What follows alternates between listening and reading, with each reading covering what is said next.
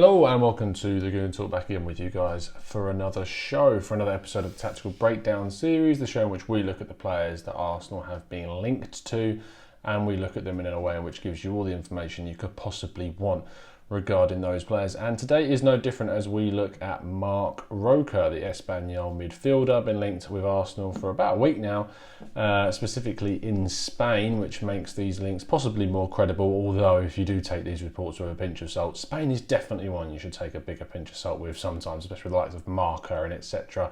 Going back and forth between Real Madrid and Barcelona if you're into that sort of stuff. But it's credible enough that we think we need to cover it on today's video, and I've got some really good information for you guys to cover it too. So let's jump straight into things, but before we do, please make sure you drop a like on the video, please make sure you subscribe and click that notification button to be notified whenever these shows go live. So with these shows, we'd like to start off with some expert insight, and today I'm joined by Kieran, Quaile, who is the editor-in-chief for GSFN, which is Get Spanish Football News, which of course you should be familiar with because I've done plenty of writing for them already. Some more stuff coming out soon. In fact, I'll leave a link in the description to their basically team-by-team guide to the La Liga restart, and I actually helped out with that article writing the pieces on Real Betis, Atletico Madrid and Celta Vigo. So if you want to have a look at that and you're interested in your La Liga like I am, very much so, then please make sure you click that link in the description. So Kieran, talk to us about Marc Roca. What can we expect from the Spaniard? So who is Marc Roca? Well, he's currently playing for Espanyol in the Primera in Spain, and he has been linked to several clubs including AC Milan, Everton and Arsenal. Reports in Spain currently suggest that Arsenal are the favourites to land the 23-year-old midfielder. So what's he like as a player? Well, he's left-footed, plays quite defensive in midfield, plays on the left side. He likes to come short, collect the ball from the centre-backs, and has the habit of playing long ball. So he's quite good on the ball, quite technical. He's still only 23 and he's played over 100 times for Espanyol, coming through the youth team there. It doesn't surprise me that he's been linked with Arsenal, as Arsenal have been on the lookout for a midfielder, particularly in Spain, with Thomas Partey, the Atletico Madrid midfielder, being linked to the club as well. Roca would come in as a cheaper option to Partey. He's not as advanced as Partey in terms of his midfield play. He'd be more of a deep line midfielder, and he would be a cheaper option. Espanyol are currently 20th in La Liga and they're struggling at the bottom of the table, and they'll be trying to get out of that dogfight as La Liga resumes this week. So it's a testing time for the club. They've got backing from Chinese owners, so they're not that reliant on the money. Roca's current release clause is €40 million, so he will be available for a cheaper option if they do get relegated, as we're expected to see his value decrease, especially with the coronavirus pandemic as well. I think he would be a good signing for Arsenal. I think if Espanyol do get relegated, he needs to be playing in the Premier League or with a bigger team in Spain, because he has quality.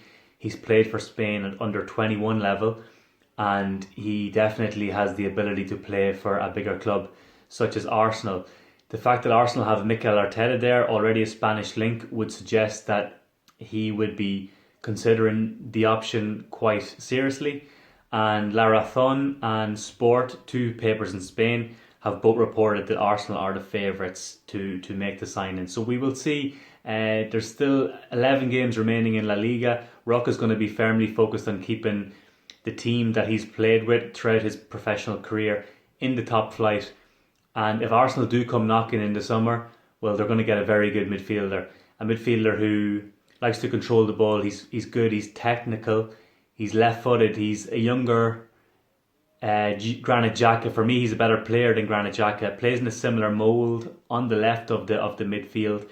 If he was to play alongside Xhaka, or if he was to be a replacement for Xhaka, that remains to be seen also.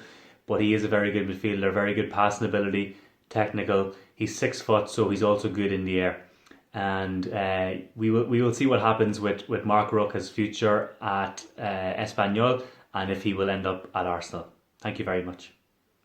A massive thank you to Kieran there for helping us out with today's video. You can follow him at Twitter with his link being in the description, and please make sure you go and follow Get Spanish Football News. Loads of great stuff, loads of great articles, and if you follow them, and you follow us, you'll see that very, very soon there is a La Liga Legends piece by myself coming out on Marcos Senna, which I'm very looking forward to showing you guys. So yeah, but anyway, let's move on to the second part of the video, which is of course looking at the analytical side of Mark Roca with his statistics, and we'll start off with our very trusted heat map, which you should be able to see on your screen now, because I know with a couple of the videos you've had some issues with that, but for some reason basically now we've fixed it, so it should be on your screen. So if we look at that, very, very typical for a defensive styled midfielder. Wouldn't go all out defensive, but certainly a deep line midfielder.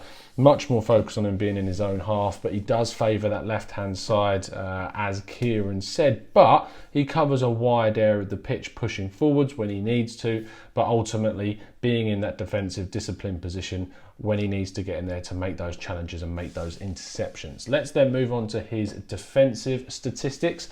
8.58 duels being made in each game with a 58.7% success rate. That is strong. Possibly like to see that creep into the 60s, but as 23-year-old, still developing, still improving. That's very, very decent. Winning 47.7% also of the 2.72 aerial duels that he's getting involved with, which is also quite good. Loose ball duels, he's winning 42.7% of those and is getting involved with 3.26. That's also quite decent. Again, with these statistics, you should bear in mind that he's playing in a very, very weak Espanyol side this season, so take that into account.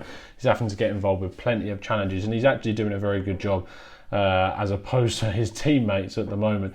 But over 4 interceptions in each game is also pretty good, although I would like to see that possibly go into the 6s, possibly even the 7s, with the Premier League side being the club, if he goes to one, being Arsenal, you definitely hope those interception stats go higher. Losses compared to recoveries, what we typically see as a midfielder is someone that's very, very similar, and that's what you'll see in here. He does lose the ball nearly 10 times in each game, which is quite high, and I'd like to see that, if I'm being uber critical, come down to the 6s and 7s, and recoveries remain in the 9s, possibly creep into double figures, but that's a very, very neutral loss to recovery situation. I can appreciate that a lot.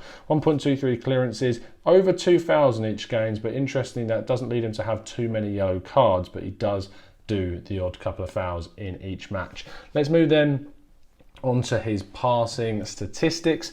You can see there he's making 53.77 passes in each game with an 85.8% accuracy, which is actually pretty good for a midfielder.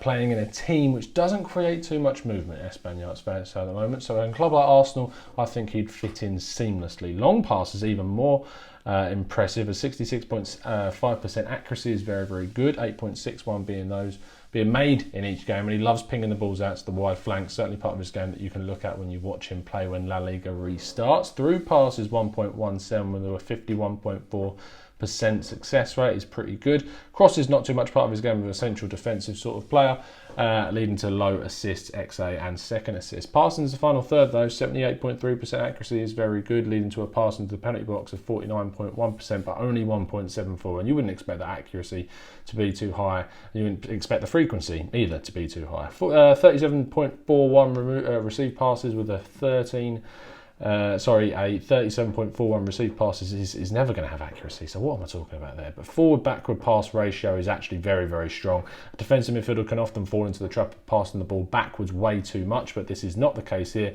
He passes the ball nearly 4 times as much as he passes the ball backwards, 19.43 to 5.03, and a very high percentage of those backward passes are going on target with nearly 94% accuracy, and still a very, very good 76.4 forward pass accuracy.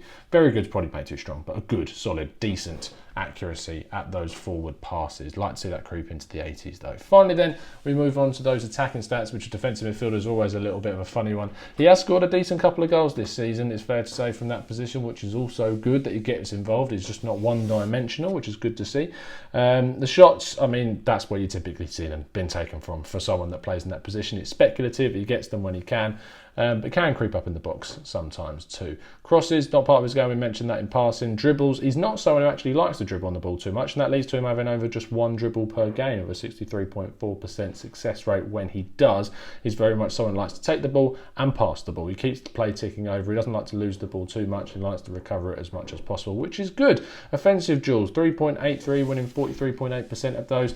I'd like to see him win a couple more of those in those offensive positions when he does, so he can actually win the ball back as much as possible possible in the opposition half. And we talked a little bit about that when he's winning those balls in the opposition half, which is good to see, because when you see him winning opposition half balls, I mean, we looked at recoveries, which was 44% of his recoveries are being won in the opposition half, which is a really, really strong stat for him to get. So I'm very impressed by that, and maybe those offensive duels could be a bit higher. And if he can get those even higher, it could lead to an exceptional amount of recovery in the opposition half. Touching the box, offsides, we've talked about, but in terms of the player overall, leading to sort of how this guy is going to play, it's definitely someone that's a destroyer. It's definitely someone that's going to push us forward in that position. I think he's arguably, as Kieran said, a better option than Granit Xhaka, especially in terms of age, in terms of price. If Espanyol do go down, and fingers crossed they don't, because if people know, long-time listeners, Espanyol, my Spanish club that I take a little bit of a liking to, so I'd rather they didn't go down.